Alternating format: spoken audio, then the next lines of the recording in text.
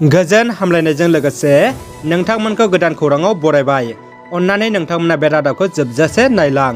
लोगोसे भिडिअखौ like, comment, share आरो चेनेलाव गोदानै फैदोंब्ला साबस्क्राइब खालामनो गुरै खावलायबाय। दानिया फैदो लोगोफोर रादाबखौ मिथिलांनि। गिबि खौराङाव दङ बिटिआरनि बायजोआव थानाय बर' बिजोंजों फरायनानै टेट उथ्रिसारनाय बिजाथिफोरा गोथौयै दुखु मोननाय फोरमायदों। आसाम सोरखारा बर' बिजोंनि टेट उथ्रिसारनाय बिजाथिफोरखौ नासयदों। धेमाजि जिल्लानि सानजारि नोगोर सिमेन्ट-सापरियाव थानाय फोरोंगिरि नयंआव धेमाजि जिल्ला आरो लखिमपुर जिल्लानि सिङाव थानाय टेट उथ्रिसारनाय बिजाथिफ्रा मोनसे सावरायमेल जुथुमना फोरोंगिरि साख्रि मोननांगौ आयदानि सायाव गुवारै सावरायज्लायो। बिटिआरनि बेंखनाव थानाय टेट उथ्रिसारनाय बिजाथिफ्रा बिटिआरनि बायजोआव थानाय बर' बिजोंनि फरायसालिफोराव फोरोंगिरि साख्रि मावहैनो मोन्थायखौ सोरखारा जुदि होदोंब्ला बिटिआरनि बायजोनि बिजाथिफोरखौबो बिटिआरआव खाबु होनांगौ होनना सोरखारनि खाथियाव गोख्रों दाबि दैखांदों।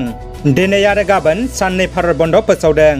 मिरु सोरखारा सरासनस्रा सुबुंफोर, आबादारिफोर आरो मावफारियाफोरनि सायाव लानाय पलिसिनि हेंथायै अल इन्डिया बैंक एमप्लयि एस'सिएशनआ 28 आरो 29 खालाराव साननै भारत बन्द फोसावदों। मख'नो गोनांदि आसाम मटर मावफारिया गौथुम सुंद'यै AMWAआबो 28 आरो 29 खालाराव 48 घन्टा आसाम बन्द फोसावदों। भारतनि गंगु रायजोआव हिन्दु धोरोमनि सुबुं सानखोआ खमायबाय। भारतनि गंगु रायजोआव हिन्दुखौ संख्या खम फोसावनो जौसिन बिजिरसालि सुप्रिम कर्टआव दाबि खालामदों मिरु सोरखारा।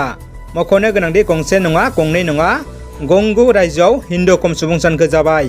भारतनि हिन्दु खम थानाय गंगु रायजोफ्रा जादों मिज'राम, नागालेण्ड, मणिपुर, अरुणाचल, मेघालया, पान्जाब, लक्षद्वीप, लाक्षाद्वीप, जम्मु काश्मीर आरो बेफोर रायजोनि हिन्दुफोरखौ माइनरिटि फोसावनो सुप्रिम कर्टनिसिम मिरु सोरखारा दाबि खालामदों।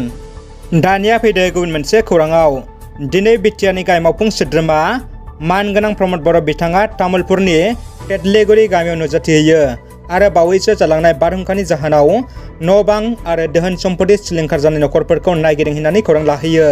मानगोनां गाहाय मावफुं सोद्रोमा बिथाङा गासिबो रायजो राजाफोरजों सावरायलायहैयो आरो सोरखारनिफ्राय हेफाजाब होगोन होननानै खोथा होबोयो। दिनै आसाम बिधान सभानि जथुमाव गोख्रों खोथा बाथ्रा दान्थेलायनाय जायो। बिधान सभायाव उखिल गगৈ आरो पीयूष हाजरिकानि गेजेराव गोबां बाथ्रा दान्थेलायनायखौ नुनो मोनो। उखिल गगैआ बिजेपि दोलोखौ मानसि गावथारग्रा दाय गैयैफोरखौ पुलिसआ एनकाउन्टार खालामदों होनना होख्राव-हरसिख्राव बुङो आरो साबैसे दाय गैयै लाइमोनफोरखौ पुलिसआ गावथारखो बेनि हिसाबखौ बिजेपि सरकारा होनांगौ होनना गोख्रों दाबि खालामदों। बिधान सभानि बुंथिगिरि बिस्वजित दैमारिया हुलुस-थुलुस थासारिखौ सामलायनायाव गोबां जेंना सोमजियो।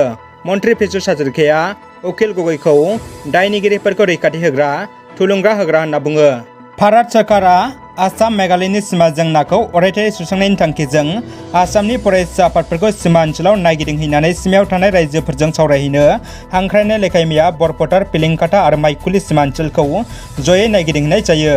बे नायगिदिंहैनायाव फारियै आसु, एबसु, आरसु, गार' आरो आकसु माहारियारि आफादफोरा बाहागो लायो। एबसुनिफ्राय जानानै मिरु एबसुनि आफादगिरि मानाव गेदेर मुर्शिद दिपेन बर'जों लोगोसे गुवाहाटी जिल्ला एबसुनि आफादगिरि अनजालु मुसाहारियाबो बाहागो लाफायो। दानिया फैदो जोबथा खौराङाव। अदालगुरि जिल्लानि सिङाव बर' बाजार पिएचडिसिनि सिङाव थानाय दाउब' गामियाव रंजा जौसां आरो गेरुवा पिएचडिसिनि सिङाव मैथा सेन्टाराव नेग्रा न' बेखेवनानै होदों बिटिआरनि एम निलुत सरगयारिआ।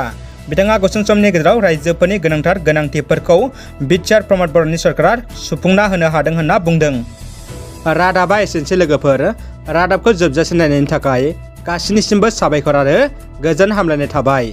जै बर' हारिनि गोजोन्थों।